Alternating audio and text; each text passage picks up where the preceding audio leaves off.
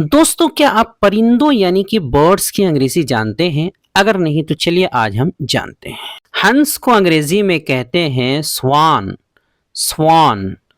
उल्लू को अंग्रेजी में कहते हैं आउल, ऑल। बुलबुल को अंग्रेजी में कहते हैं नाइटिंगल, नाइटिंगल या नाइटिंगेल। बुलबुल को अंग्रेजी में कहते हैं नाइटिंगेल, नाइटिंगेल। कठफोड़वा को अंग्रेजी में कहते हैं वुड पैकर, वुड पैकर।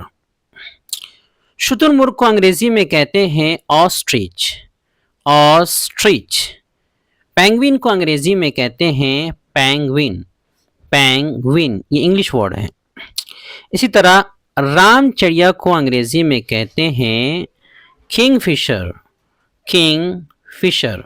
तो आपके लिए एक जबरदस्त खुशखबरी है कि उर्दू से अंग्रेजी सिखाने वाली हमारी नायाब किताब रहनुमाए अंग्रेजी अब पीडीएफ फाइल की शक्ल में भी आ गई है। आप दुनिया के किसी भी मुल्क में हासिल कर सकते हैं। हासिल करने के लिए व्हाट्सएप पर राब्ता करें।